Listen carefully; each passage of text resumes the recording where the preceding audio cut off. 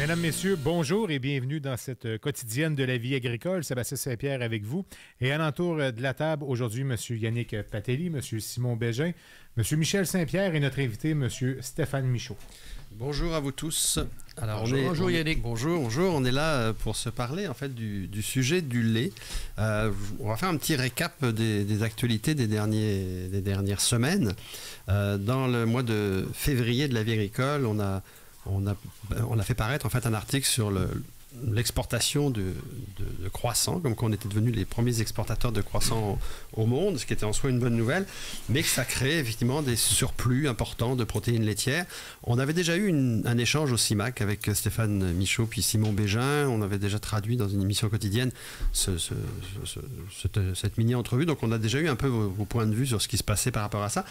Mais ce qui s'est passé par la suite, c'est qu'on a suivi un petit peu ce qui se passait dans le monde du lait. Alors, on sait qu'on parlait d'un run de lait d'ailleurs qui est en tournée en ce moment en région et qui retourne à Montréal au Théâtre Jean Duceppe à l'automne prochain.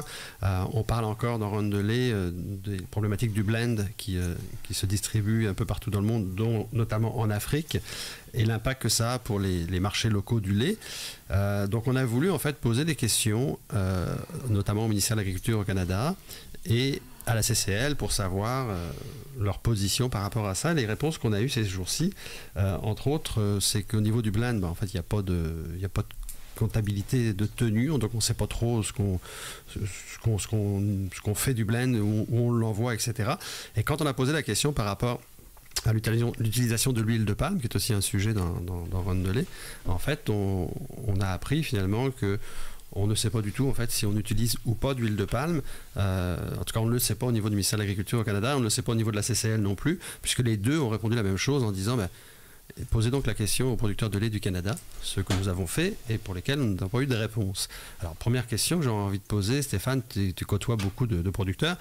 Au jour d'aujourd'hui, est-ce qu'on utilise autant d'huile de palme que l'année dernière, où c'était devenu une espèce de mini-scandale à cause de l'exploitation qu'on en faisait à travers le monde, ou est-ce qu'on en utilise moins et pour quelles raisons on utiliserait moins aujourd'hui? Moi, ma lecture de la situation, c'est que je crois qu'on a environ 2 fois moins d'utilisation d'huile de palme qu'en 2021. Mais c'est pas du tout pour des raisons vertueuses tant que ça. C'est que c'est plus utilisable, c'est beaucoup trop cher. Toutes les sources de gras et d'huile ont monté de prix terriblement, dont l'huile de palme. Puis, à matin, c'est de moins en moins économiquement intéressant à utiliser. Je comprends même pas là, les producteurs encore qui en utilisent, là, c'est pour quelle raison, mais il n'y a pas d'argent à faire à utiliser ce produit-là à matin. Est-ce que c'est pallié par un autre produit? Ou c'est simplement parce que c'est le fourrage, en fait, qui... non, mais dans le fond, quand les gens l'utilisent, c'est juste une question de gestion de liquidité, d'essayer d'augmenter un peu plus le niveau de gras que les vaches font à ce moment-là, là, sporadiquement. Donc, s'ils arrêtent de l'utiliser, il y a un peu moins de production de gras qui est faite, mais il y a plus d'économie à faire que le gain potentiel. Donc, non, il n'y a pas vraiment de produit qui remplace, mais la vache n'a pas un besoin d'huile de palme, là. C'est un additif qu'on peut utiliser. Là. Donc, si on arrête d'en mettre, c'est tout. Là. Mais en fait, ce que tu nous dis, c'est que c'est pas nécessairement la politique qui a été sortie l'année dernière pour dire n'utilisez plus d'huile de palme qui aurait eu l'effet, serait plutôt l'augmentation du prix. Oui, c'est l'argent. Autrement dit, si le prix de l'huile de palme diminue, ça peut recommencer. Oh oui, bah oui. Ah bon. Oh, oui. Mais ça serait quand même surprenant, là, vu le contexte. En tout cas, pour l'instant, dans les prochains mois, on ne voit pas de diminution de prix des gras à l'origine. Dans notre radar. Là. Parce que l'huile de palme, il faut comprendre que la raison pour laquelle on s'est mis à parler de ça l'année dernière, le point de départ était un peu étrange, parce que c'est l'histoire du beurre mou, du beurre dur. Mais derrière ça, quand il y a eu des enquêtes de fait, puis pas seulement au Québec, là, beaucoup d'enquêtes ont été faites en Europe, on s'était rendu compte en fait que l'huile de palme, qu'on utilise aussi pour beaucoup de produits humains, en fait qu'on fait ça sur des exploitations qui créent de la déforestation, qui utilisent beaucoup des enfants au travail. Donc je pense que l'émotion qu'il y a eu autour de l'huile de palme était aussi beaucoup liée à ça. Donc c'est retombé sur le nez en fait des producteurs de lait par la suite, parce qu'on a appris qu'il y avait de l'huile de palme dans l'industrie sur les vaches. Oui, mais éthiquement parlant, c'est un produit qui est difficilement défendable. Mais dans beaucoup de produits alimentaires, industriels ou transformés, l'huile de palme, elle sert à contrôler les textures d'aliments et tout. Mais dans le lait, là, ça sert à contrôler rien. On va chercher une augmentation de composantes de manière sporadique. Tu sais, faire du Nutella pas d'huile de palme, là, ben, c'est pas la même texture. Faire des biscuits sans d'huile de palme, c'est pas la même texture. C'est une question de texture d'aliments. Fait que dans la transformation alimentaire, c'est un outil qu'ils utilisent dans ce sens-là. Mais éthiquement parlant, c'est vrai extraordinaire. Puis là, ben, tu mets ça en production de laitière où la vache n'a pas un besoin d'huile de palme, bon, ben, c'est là tout le débat là, dont on a discuté. Ouais. D'ailleurs, dans les réponses, il faut être honnête, dans les réponses qu'on a reçues du bureau de la ministre Bibeau, on nous précise que l'huile de palme est un ingrédient alimentaire approuvé par les aliments de bétail, pour les aliments du bétail au Canada, puisqu'il est sans danger autant pour les animaux que pour les humains. Donc sur le plan sanitaire, on a tous compris qu'il n'y avait pas de problème. Le gouvernement donc appuie par contre les actions des associations de producteurs pour répondre aux attentes des consommateurs canadiens. Ça c'est pour répondre à la crise de l'an passé. Mais ce qui est étonnant, c'est qu'on nous dit finalement que on souhaite donc faire des efforts pour adopter des pratiques de plus en plus durables. Mais pour plus de détails sur l'utilisation de l'huile de palme, veuillez contacter les producteurs laitiers du Canada. Même chose, la CCL, à peu près copier-coller, même genre de réponse. Est-ce que c'est étonnant, Michel, que ça soit qu'on ramène ça dans la cour des producteurs de lait du Canada, ou est-ce que normalement le ministère de l'Agriculture au Canada ou la CCL devrait minimalement avoir un peu d'informations là-dessus, ou c'est normal? Moi, je vois pas pourquoi les producteurs de lait du Canada auraient plus de données là-dessus si ces données-là sont pas collectées là, absolument. Donc, oui, mais avec la crise qu'on a vécue l'an passé, c'est peut-être une réponse facile. Et le message qu'ils ont donné, est-ce qu'ils devraient collecter l'information minimalement?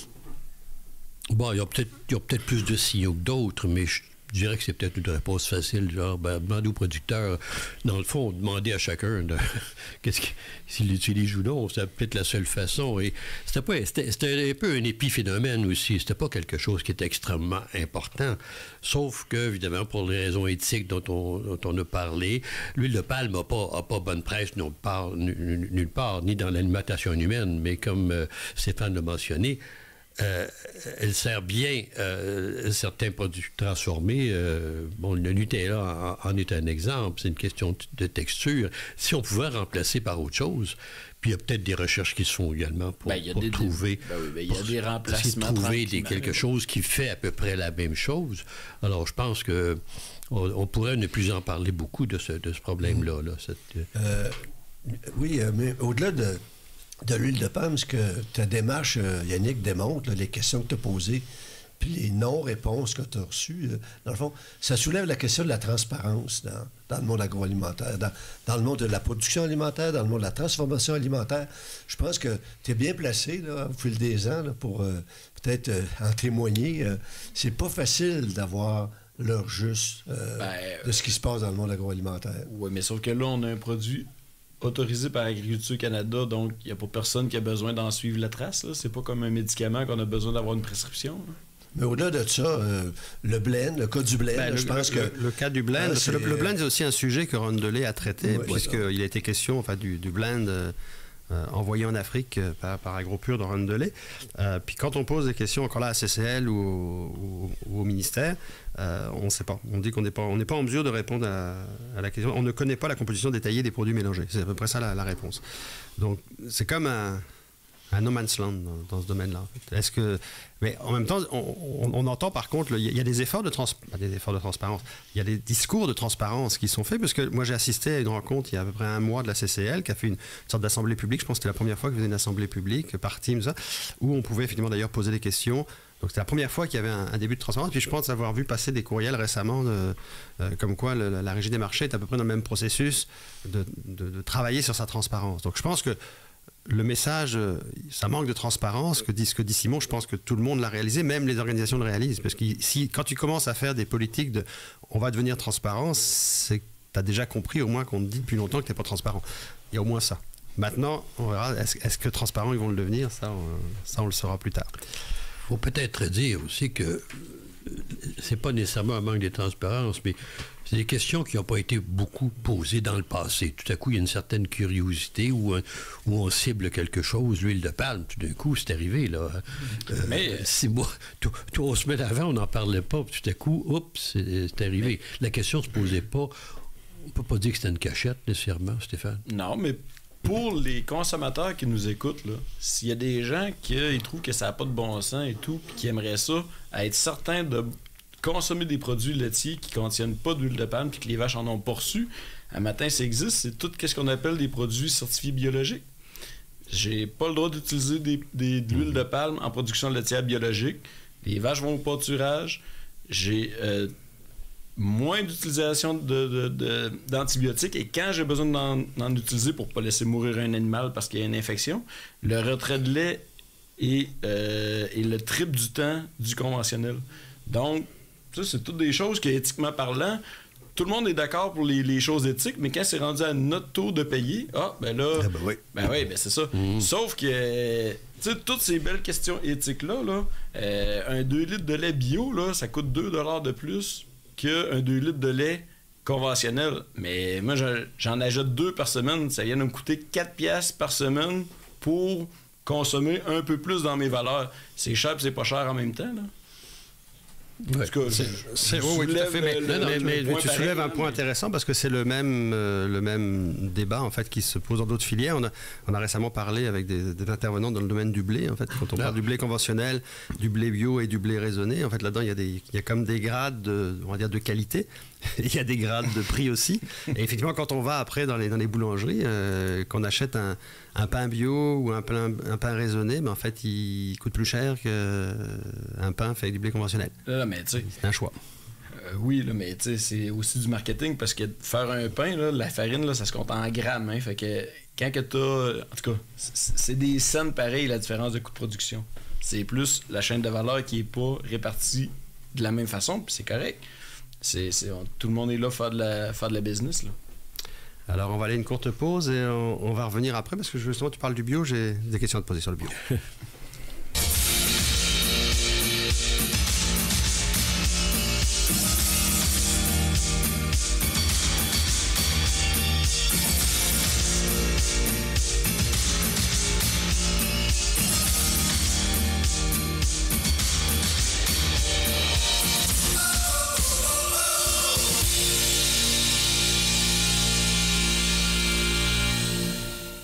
Chez Belle-Île, on met en valeur les ressources de la ferme pour soigner les animaux d'élevage. On appelle cela l'autonomie alimentaire à la ferme.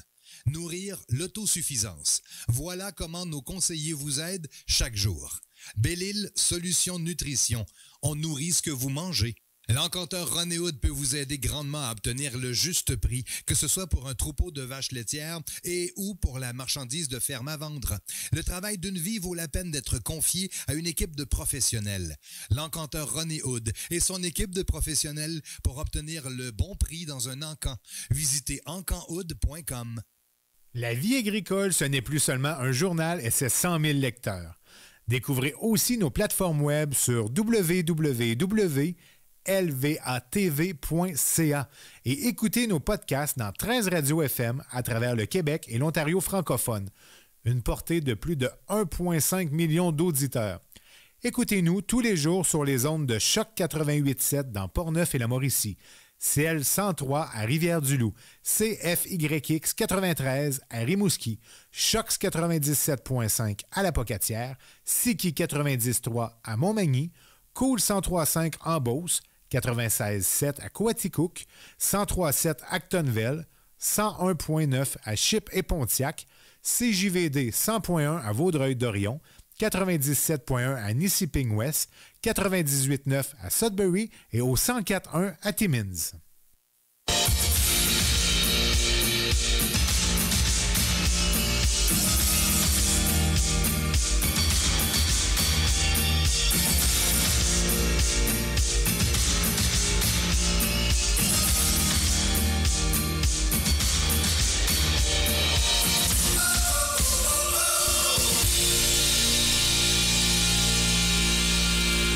bon retour dans la quotidienne. Nous sommes avec Michel Saint-Pierre, Simon Bégin qui co-anime l'émission avec moi aujourd'hui et nous avons pour invité Stéphane Michaud. Alors, dans la première partie de l'émission, on vous a parlé du lait, mais surtout de l'huile de palme. En fait, je me rends compte de l'huile de palme et de l'exportation de croissants. Mais j'aimerais ça qu'on revienne un peu sur le lait et sur l'impact dans ces régions, en fait, parce que c'est un peu l'angle de la deuxième partie que j'aimerais qu'on ait pour deux raisons. Tu as parlé de bio à la fin de la première partie. Moi, je suis en train de travailler actuellement sur un texte, en fait, qui fait un peu la référence de ce qu'on appelle en France la déconversion. C'est-à-dire que les gens qui quittent le bio, on parlait quand on regarde les chiffres, c'est 2300 exploitations juste en 2021 qu'on fait de la déconversion. Parce que l'attrait pour le bio chez le consommateur est moins présent. Alors, peut-être pas l'attrait, mais en tout cas le moyen pour se rendre au bio. Puis parallèlement, on a vu au Québec, en fait, fermer en fait, des laiteries récemment, que ce soit la laiterie Aura dans ton coin, la laiterie Lampron.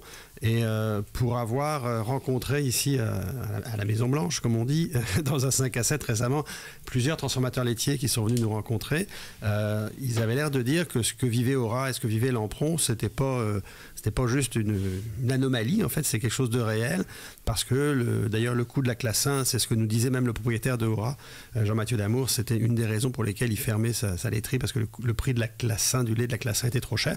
Et c'est ce que semblaient dire les laiteries, les fromageries à qui on a parlé, c'est que ça va continuer en 2023 et en 2024. Alors, au-delà de ça, vous me direz ce que vous pensez de ces fermetures si vous le voulez, mais au-delà des fermetures, qu'est-ce que ça veut dire, en fait, pour la vitalité des régions et qu'est-ce que ça veut dire pour quelque chose qui est très cher à l'Institut Jean Garon, c'est-à-dire le lait, on va dire, régional, le lait de terroir, le produit de terroir. Lequel veut commencer? Alors, je peux toujours dire qu'effectivement, on a parlé de lait spécifique. Bon, de lait pour lequel il y aurait des caractères qui seraient un peu différents du lait qu'on appelle un peu traditionnel, celui qu'on retrouve dans le grand bassin. Mais ça implique quand même plus que simplement une volonté d'y donner une spécificité. Il y a aussi une expertise qui doit aller avec ça. Il y a le marketing qui doit également ça. Donc, il ne faut pas passer non plus que les expériences récentes des deux laiteries font en sorte qu'il n'y a pas d'avenir du tout là-dedans, là. D'autres projets qui seront montés différemment avec peut-être une expertise plus grande en mise en marché. Ça se développe une entreprise. On ne peut pas dire que ça s'improvise. Alors, je ne connais pas l'exemple de ces deux-là, sauf pour avoir vu comme tout le monde qu'elles ont fermé. Mais est-ce qu'il y a derrière ça probablement beaucoup de raisons qui ont pu expliquer ça, mais ça ne veut pas dire qu'on doit nécessairement mettre un X sur tout ce qui s'appelle spécifique à une région, je pense. Simon? Oui, mais là, je vais me risquer d'entrer dans le beau dossier des classes de lait. Vous me corrigerez si je me trompe, mais le fait qu'on ne produise plus de beurre pour faire des croissants, ça fait qu'au niveau de la paie, ce qu'on appelle la paie du producteur, la partie du lait qu'il livre qui va être payée à un bas prix parce que c'est pour faire du beurre, la classe, je ne sais pas laquelle, fait en sorte que ceux qui veulent faire des fromages de spécialité, c'est la classe 1, ils vont payer plus cher. Est-ce que ça marche vraiment comme ça? Plus je fais de beurre, plus une pression va se créer une pression sur le prix du lait qui sert à faire le fromage. Ce que j'en ai compris, c'est que le calcul qui sert à établir le prix qui va être payé au producteur n'est pas tout à fait public. Transparence. C'est la Commission canadienne du lait qui établit un calcul scientifique et tout là, en fonction d'on ne sait pas quelles données. Puis, bon. Mais, quand on parle aux gens qui achètent du lait de la classe 1, bien, ils ont tendance à dire que les hausses de prix de la classe 1 sont quand même assez substantielles et fréquentes. Donc, en fait, parce que on n'a pas plus d'informations tant que ça. Ce que dit Simon, je ne sais pas s'ils ont raison ou pas, mais ce que dit Simon, c'est ce que disent effectivement les transformateurs laitiers, on va dire de taille moyenne. Nous, on en avait 3 de passage la semaine dernière ici. Leur lecture de la situation, c'est ce que dit Simon, c'est que à force de faire de la commodité, c'est sûr que c'est comme un grand écart, que quand tu fais beaucoup plus de commodité mais beaucoup moins de produits de spécificité, celui qui fait de la spécificité, il va payer très cher jusqu'au point où à un moment donné, il va rogner sur ses marges, jusqu'au point où il pourra peut-être pas vendre plus que 50 $ le kilo son fromage. Si on ajoute à ça les accords internationaux, les quotas d'importation, je me mets dans la peau d'un fromager moyen. Prenons par exemple M. Bergeron qui fait du Gouda. S'il doit payer sa matière première de plus en plus cher et au supermarché, il va y avoir un Gouda hollandais à un prix de dumping. Ça va être difficile tantôt. Là. C'est pas compliqué à comprendre. Comme on fait du dumping en envoyant du beurre dans des croissants en Europe. Là. Oui, OK. Là, des producteurs de lait d'Europe ne doivent pas aimer voir les croissants québécois. C'est un peu la distorsion des marchés qui se fait dans les deux sens. Là. C'est carrément ça. Là. Mais pour revenir à la vitalité des régions, parce que bon, moi j'entends... d'une part, je vois. Est-ce que le bio est en recul comme il l'est actuellement en France? J'ai pas vu les stades. On a toujours dit que le bio avait doublé. Du temps, je me rappelle, Pierre Paradis disait on est passé de 2% à 4%. Ça, c'est l'époque de Pierre Paradis. Est-ce que ça a encore monté? Dans le fond, j'ai assisté à l'Assemblée générale des producteurs de lait bio au mois de janvier. Puis les ventes de 2022 de lait bio ont diminué de 1% par rapport à 2021. Écoutez, c'est rien. Là. C'est que ça, dans le fond, c'est que les ventes de lait bio ont arrêté de monter, mais ils n'ont pas diminué. C'est là qu'on est. On double, c'est vrai. On peut en être fier, on a doublé, mais passer de 2 à 4%, c'est peut-être très bien, mais je pense que quelqu'un m'expliquait qu'au niveau de l'OCDE, si on prend les proportions de l'assiette globale de produits alimentaires, la proportion de ce qui est bio, le Canada et le Québec, forcément, on est dans les derniers de peloton. Là. On est loin derrière les pays européens en général, la proportion de ce qu'on produit qui est bio. Donc, oui, ça progresse, mais il y a énormément de chemin à faire encore. L'inflation est un facteur actuellement. Là. Bon, à très court terme, c'est souvent des choix qui se font parce que, bon, les prix augmentant, il y a un certain nombre de personnes qui vont dire « Ah là, j'ai un peu moins les moyens. » Puis c'est un peu l'explication qu'on a eue lors de notre passage en Normandie. J'en disais, la substitution se fait un peu parce que il y a une tranche de consommateurs qui décrochent un peu en disant « Là, j'ai un peu moins les moyens. » Mais oui et non, parce que il y a 125 fermes laitières certifiées biologiques au Québec, donc c'est pas un gros pourcentage des ventes, puis les gens qui achetaient déjà du bio, c'était plus pour une question de valeur qu'une question monétaire. Puis comme je vous disais tantôt, si j'achète 2 pintes de lait bio par semaine, ça me coûte 4 piastres de plus. Fait que ça affecte et ça affecte pas en même temps mon budget familial. Là. Tu sais, en tout cas, mais il reste que... Les gens qui étaient déjà sensibles au prix, même avant qu'on ait le problème d'inflation qu'on a actuellement, ils achetaient déjà pas du lait. Ouais, mais c'est l'explication qu'on a eue en France quand même, où le pourcentage probablement de gens qui achètent généralement bio est plus élevé qu'ici. Oui, puis mais Michel, tu as quand même raison aussi sur un point, dans le sens que ce que tu dis là, c'est aussi c'est ce que perçoivent aussi en fait certaines personnes. Moi, j'ai fait une entrevue la semaine dernière avec Sylvain Simard, qui est producteur au Lac-Saint-Jean, producteur laitier et de grande culture. Il a à peu près 40 vaches en lactation. Puis lui, une des premières choses qu'il m'a dit, parce qu'il s'est mis à me parler des marchés de niche. Puis il m'a dit, les marchés de niche, on est complètement à côté de la traque. Maintenant, ça prend du volume. Aujourd'hui, les gens vont chez Maxi, ils n'ont plus d'argent. Dans le contexte économique inflationniste, il n'y a que 10% de la population qui peut réellement se permettre d'acheter dans des épiceries fines. Donc la perception, quand même, c'est que depuis l'inflation grandissante, depuis la pandémie, depuis la guerre en Ukraine, et c'est peut-être une réalité aussi, c'est que selon les revenus dans les familles, ben c'est sûr que la tendance Maxi est plus rapide que la tendance épicerie moison. J'aurais été d'accord avec cet argument-là si on avait eu 30% de notre lait vendu en bio. Là, on avait moins de 5%. À un moment donné, c'était déjà pas le prix qui était tant que ça le gros critère de choix. C'est pour ça que je suis plus ou moins d'accord avec l'analyse de la situation.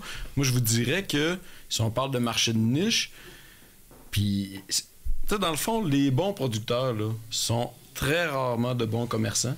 Et les bons commerçants ne sont pas de bons producteurs. Fait que, dans le fond, quand t'arrives pour vendre quelque chose, t'as pas d'aptitude à vendre quelque chose, ben souvent, la question de prix, là, c'est la première barrière que tu vas te confronter. Mais quand on fait de la vente, là, souvent, là, quand on parle de prix, c'est parce que c'est une excuse que les gens ne nous disent pas la vraie raison qui fait qu'ils n'achètent pas de nous. Là. Mm-hmm. Mais il y a une autre raison. Moi, peut-être un petit témoignage. J'ai assisté en fin de semaine dernière au salon Manger, Santé, Vivre Vert à Québec qui va être repris à Montréal. Mm-hmm. Et c'était un salon, là, je ne sais pas comment, de stands ou de producteurs, mais c'est tout du bio, du haut de gamme, sain, et c'était noir de monde. Il y a l'engouement, je pense, qui est encore là pour une saine alimentation. Les gens sont de plus en plus conscients de ça. Il y a un vent contraire qui est le prix. Comment ça va balancer ce désir-là d'avoir une meilleure santé, une meilleure alimentation, confronté au prix qui augmente? Il va y avoir un nouvel équilibre. Moi, je pense je serais d'accord, je serais porté à penser qu'à moyen terme, là, il y a l'inflation, mais le désir de bien s'alimenter puis d'avoir une bonne santé, il y a de plus en plus d'informations qui circulent. Les gens sont de plus en plus conscients de ces valeurs-là, nutritives. Et je pense que s'il y a une légère diminution de la consommation, c'est peut-être juste passager. Je pense qu'il y a des bons signaux quand même pour aller dans une alimentation de plus en plus saine. Oui. Puis pour revenir aussi, pour revenir au lait régional, au lait spécifique, au lait de terroir. Je sais que vous êtes en France, Stéphane, tu étais là, Michel, tu étais là. Il y a eu des discussions quand même intéressantes qui se sont passées là, en fait, entre les transformateurs, des producteurs. Est-ce qu'il y a des solutions intéressantes? Est-ce qu'on peut penser quand même que je sais que Stéphane nous a dit dans une autre émission que les productions laitières pouvaient se déplacer vers d'autres régions parce qu'on allait faire plus de grandes cultures, en fait, dans le coin de Saint-Hyacinthe, puis possiblement voir des productions laitières apparaître dans d'autres régions. Est-ce que tout ça fait partie quand même d'un peu d'espoir pour une vitalité des régions, parce qu'on entend toujours parler des régions comme si c'était un peu ça se paupérise, puis c'est toujours un peu triste en fait quand on parle des régions. Est-ce qu'il y a quelque chose d'un peu positif?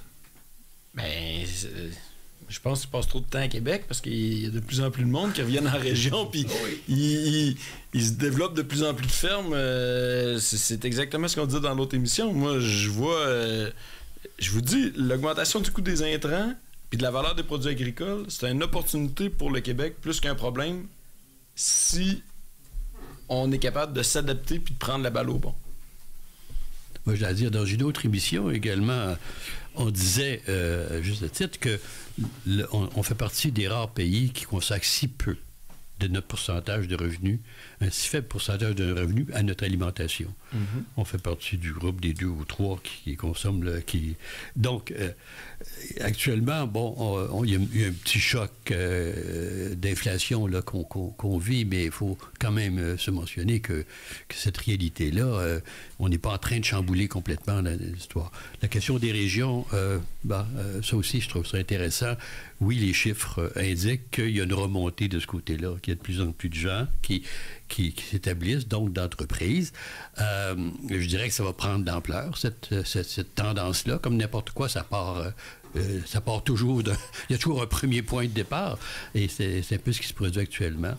Mais sur l'économie régionale, par exemple, d'un produit, on doit simplement dire que c'est pas facile. C'est pas aussi facile à amener tout ça jusqu'à un marché et à en faire une économie rentable que simplement de dire c'est pas juste une bonne idée qui t'amène à la rentabilité. Il faut dire ça. Alors merci messieurs, on va suivre dans les prochaines semaines l'évolution du lait dans les régions et on vous réinvitera.